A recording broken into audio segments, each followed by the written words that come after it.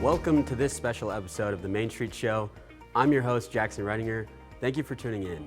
Today we're joined by Ashland County Mayor Matt Miller. It's great to have you here. Thank you for coming in today. I appreciate you taking the time to talk with me. Of course. As a local and alumni, what is one local hidden gem in Ashland that you would recommend to every AU student to visit before they graduate? Wow, that's a great question. The truth is there are a lot of hidden gems here in Ashland, and when you're a student at Ashland University, sometimes your life gets so centered on what's happening here on the campus area, up here at the intersection of College and Samaritan and Claremont Avenue, that you can get caught up in the activities here on campus and you never stray too far from this footprint. And as a result, you may never explore places like Grandpa's Cheese Barn and Sweetie's Chocolates. You may never make a trip 20 minutes away down south to Mohican Country, the canoe capital and camping capital of the world.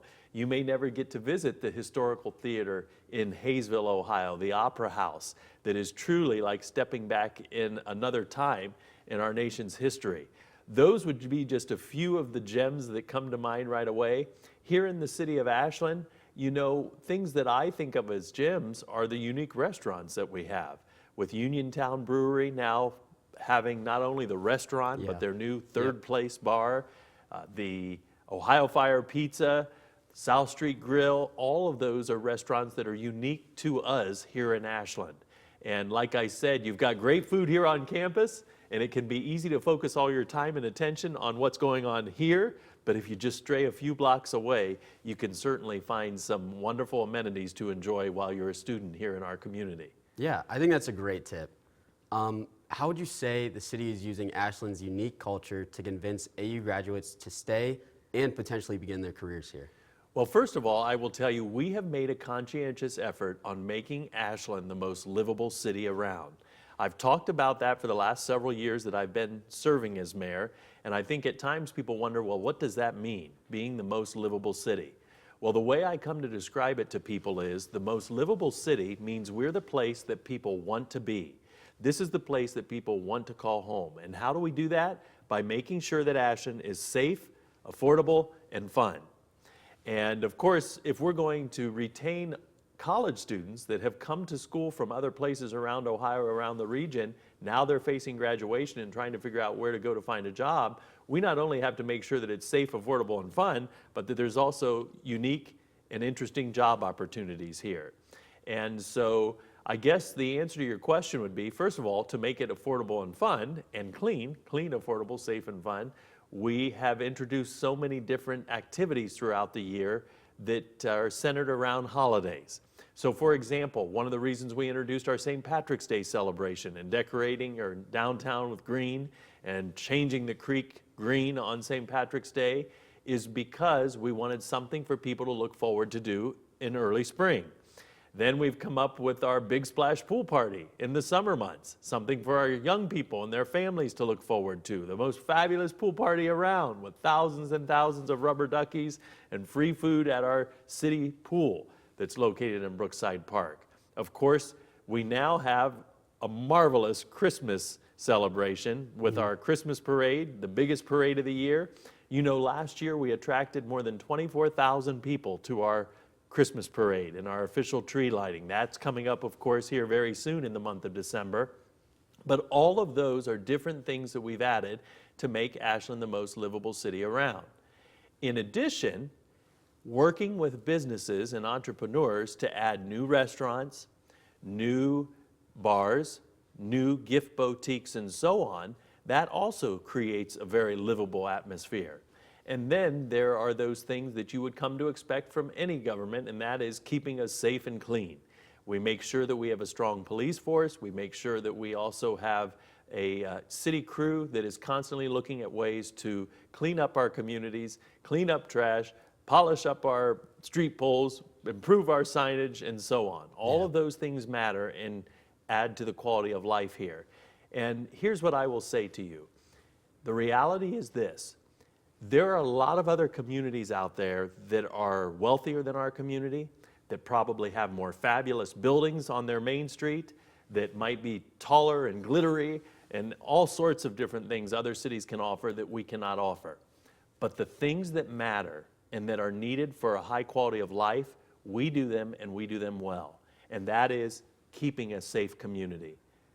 The reality is, if you Google our crime rate, we have about a 75 to 76% lower crime rate in our community compared to cities our size anywhere in the country. Yeah, wow. I mentioned we're a clean community. We do make a conscientious effort to make sure the streets and stuff are swept daily, that downtown doesn't have weeds growing all over, that we have well manicured entryways into the city. In fact, we now have so many crews out during the summer mowing because all over the city in right-of-ways, we're trying to keep them well manicured. And it shows and it pays off and visitors are noticing. And that's why more and more are coming here. All of those things matter. And we believe that if we make it the most livable city around, the most peaceful city around, people will want to live here. And let's face it, if they want to live here, they're going to want to work here. And the reality is, when we're working with prospects to bring new businesses here, each of those new businesses will have a leadership team, a management team, and employees. And they want to site their new business in a location where they would want to live. So if we make it the best place to live, we won't have to worry about attracting the jobs for you future graduates of Ashland University, because companies are going to say, hey, we want to be located there, not just because they have a good workforce and a good university, but it's a great place to live. So those are some of the things that we're doing to try to make sure that we are considered by Ashland University graduates as a possible place to settle down, start a career, and raise their own families. Yeah, and you said it yourself, talking about things that matter. How will the city ensure its major projects, like the pump house, directly create jobs and services that benefit students? Well, I'll tell you what, the good news is all of these projects that we've been working on are generating jobs. And of course, you mentioned the pump house one. Right now, of course, most of the jobs that are surrounding the pump house remodel project, turning it into a Hilton hotel, and adding the 192 additional market rate apartments in the pump house district.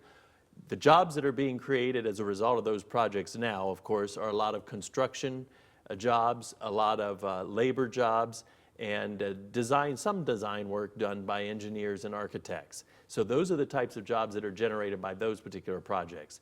But if you travel out into our industrial park, what you will find is, with the addition of Amazon recently opening one of their facilities, that was estimated to create 100 jobs when we were actually in the planning phases of that and working with them to position them in the industrial park.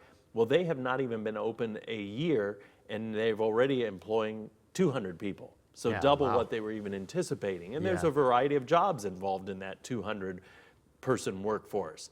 And then right across the street, Hedstrom is building a 200,000 square foot headquarters and going to consolidate a lot of their warehousing, logistics, and manufacturing under one roof. That's a whole variety of different types of jobs and individuals they'll be looking for to fill those jobs.